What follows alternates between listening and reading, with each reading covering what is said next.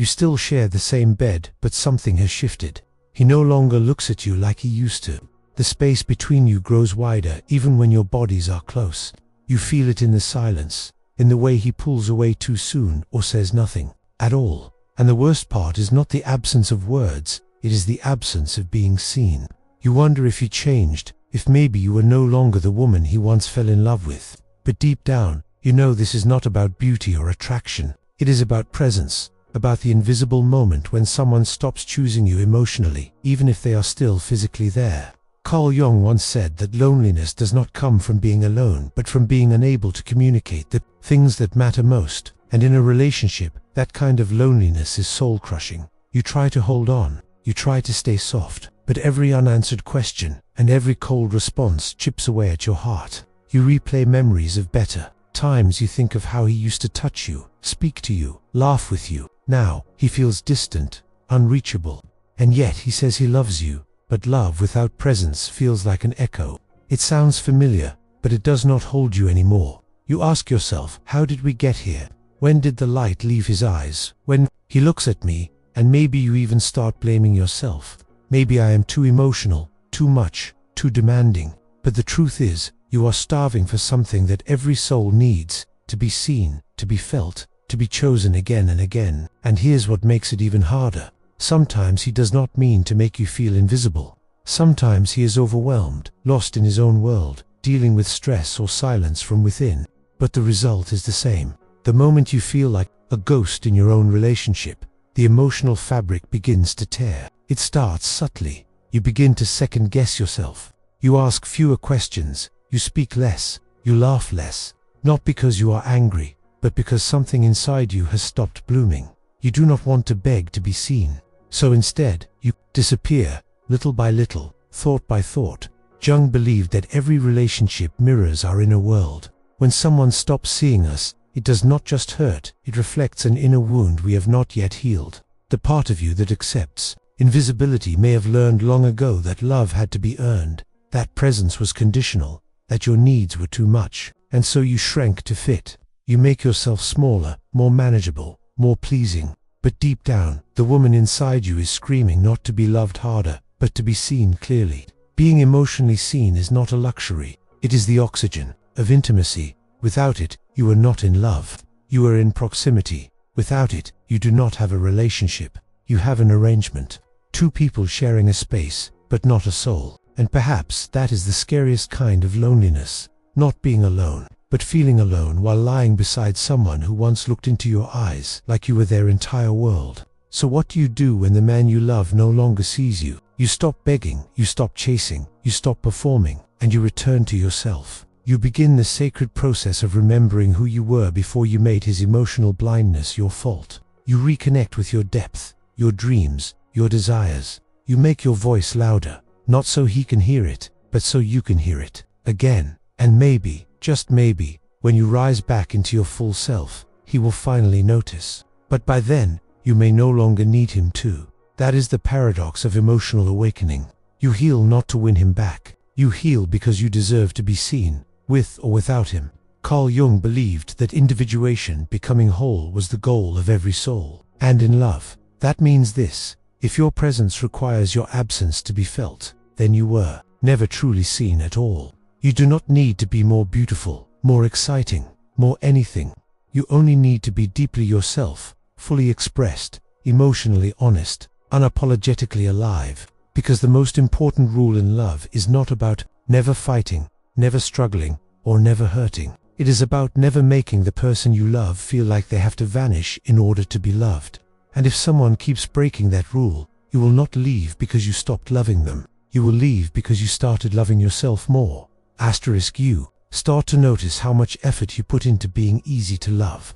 You tone yourself down, you suppress your feelings, you walk on emotional eggshells just to maintain a fragile peace. But in doing so, you abandon yourself. Every time you silence your truth to keep him comfortable, you betray a little part of your soul, and it begins to show in your eyes that no longer shine, in your voice that has lost its spark, in the way your body tenses around his presence, not out of desire, but out of fear that you are still not enough. This is the hidden grief of women who stay, not because they are weak, but because they are loyal to love. They believe that if they try a little harder, become a little sweeter, maybe he will come back emotionally. But Jung taught that what we repress does not go away. It festers, and when you repress your pain, your longing, your need to be deeply known, it leaks into every part of your life. You find yourself overgiving at work, overstretching in friendships, trying to prove your worth everywhere because you stopped feeling it at home. That emptiness becomes your silent companion. You smile in public, perform in conversations, but inside you are fading. You do not need more patience. You need presence. You need to be touched, not just with hands, but with attention. You need to be heard, not just with ears, but with understanding, because you are not asking for too much. You are asking for what love truly is: to be chosen, to be held, to be seen, every time, not just in the beginning, not just on special occasions, but especially on ordinary days when life feels heavy and your heart is tired. That is when love should show up the most. And if it doesn't, if it keeps asking you to wait, to shrink, to carry the weight of both hearts alone, then it is not love. It is longing dressed as loyalty, and you deserve more than that. You deserve someone who looks at you with full eyes, even after years have passed, who listens not just to your words, but to your silences, who stays emotionally, not out of duty, but because your soul still moves theirs. And if he cannot do that, if he keeps making you question your worth, your presence, your voice, then maybe it is not your job to fight for the connection. Maybe it is your calling to return to yourself, rebuild from within, and let the kind of love that truly sees you find you when you are whole again. Before we go deeper, here's something that might shift the way you see this. If you've ever been the kind of woman who gave all her love in silence, hoping he would feel it without you saying a word, the Jung Method can help you reconnect with the parts of yourself you've hidden for too long. The link is pinned in the first comment.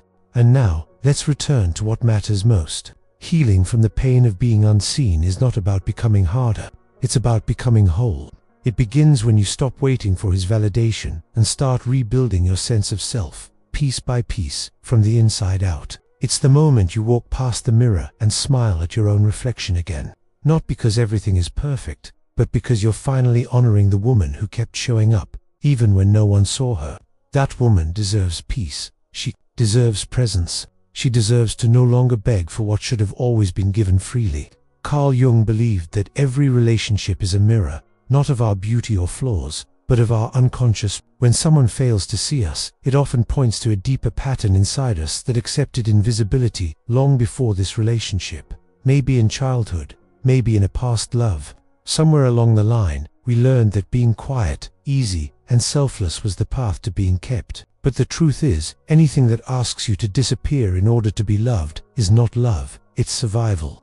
And you're not here to survive another relationship. You're here to be fully alive in one. When you begin to recognize the patterns, everything changes. You see how often you've filled the silence with your own justifications. He's tired, he's stressed, he just needs space. And while those things may be true, they don't excuse the emotional absence. They don't fill the growing void inside you. You need more than excuses. You need engagement, intimacy. You need a partner who doesn't just occupy space in your life, but shows up fully in it. That begins with you. Not by becoming colder or building walls, but by building boundaries. Boundaries that say, I will not perform to be loved. I will not compete with your indifference. I will not lose myself to hold on to someone who isn't holding me. These boundaries are not punishments. They are declarations of self. They remind both of you that love is not sustained by obligation. It is sustained by devotion, by choosing each other daily, not out of need, but out of presence. The danger of staying unseen is not just that you feel unloved, it's that you forget what it feels like to be loved. And once that memory fades, you begin to accept crumbs as a feast. You convince yourself that a half-hearted text, a distracted touch, or a rare compliment is enough. But your soul knows better. Your soul remembers how it feels to be chosen without question. And until you reclaim that memory, you'll keep settling for less than you deserve. This is where Jung's work becomes essential. He taught that the journey toward wholeness requires confrontation with the shadow, the parts of us we deny or disown. One of the deepest shadows for women is the part that believes she must earn love through suffering. That if she endures long enough, proves herself worthy enough, eventually she will be seen. But this belief is a wound disguised as loyalty, and healing it requires more than self-care. It requires self-return. To return to yourself is to remember what makes you feel alive, the music that moves you, the silence that heals you, the dreams you tucked away because they didn't fit into his version of your life. You reclaim your rituals, you wake up for yourself, you dress for yourself, you become the woman who doesn't need to be seen to know she is radiant. Ironically, it is in this return that the dynamic often shifts. When you stop chasing his gaze and begin meeting your own, he may suddenly notice. He may begin to reach for you again, to hear your voice differently, to see your light that was never gone, only dimmed. But by then, your validation no longer depends on his vision. You see yourself, and that changes everything. Some men will rise to meet you in that light. Others will shrink from it, threatened by a woman who no longer begs. Either way, your power is not in being chosen. It's in choosing. Choosing to honor your soul above someone else's silence. Choosing to stay present with yourself, even when others disconnect. Choosing to build a life so rich with self-connection that no one's absence can empty it. This is what it means to embody emotional sovereignty. And from this place, love becomes something different, not something you need, but something you share, freely, fully, without fear of vanishing. When you look back on this chapter of your life, you won't remember every conversation or every night you cried quietly beside him. You will remember the moment you decided to return to yourself, the moment you stopped asking why he couldn't see you and started seeing yourself instead. That moment is your turning point. It's the beginning of a different kind of love story, one where the heroine is not rescued, but reborn. This is what Jung meant when he spoke of individuation. It is the process of becoming your true self, not for anyone else, but for you. And in relationships, this journey creates a new foundation. You are no longer looking for someone to complete you. You are looking for someone who can meet you, fully, consciously, and without fear of your depth. And if he cannot meet you there, it doesn't mean you are too much. It means he is not yet enough. And that is not your burden to carry. Your only task is to stay in your truth, to live from your core, and to never again abandon yourself for the comfort of someone who cannot hold your soul. This is the sacred work of becoming emotionally visible. And once you taste that kind of presence, you will never again settle for being unseen. You will never again confuse being tolerated with being loved. And you will never again forget the power of your own light. Because now, you know the truth. The most important rule in love is this: never forget yourself trying to be remembered by someone else. Sometimes the most painful part of love is not the ending, it's the waiting. Waiting for him to wake up, to choose you fully, to stop holding back what you so freely give. But what if the waiting isn't love? What if it's just hope, clinging to a version of him that only exists in your imagination? This is the question that frees you, because the truth is, you were never asking for too much. You were asking the wrong person. A man who is emotionally ready doesn't make you doubt your worth. He doesn't hide behind vague promises or ask you to be patient while he figures out if you matter. He shows up, he listens, he sees, and most importantly, he values your presence as much as you value his. Anything less is not love. It's emotional starvation. And you are not here to be hungry. You are here to be fed, deeply, fully, without hesitation. That kind of love doesn't leave you guessing. It doesn't keep you small. It expands you, and you'll know it, not because it's loud, but because it's consistent. Because it finally feels like home, not just to your heart, but to your soul.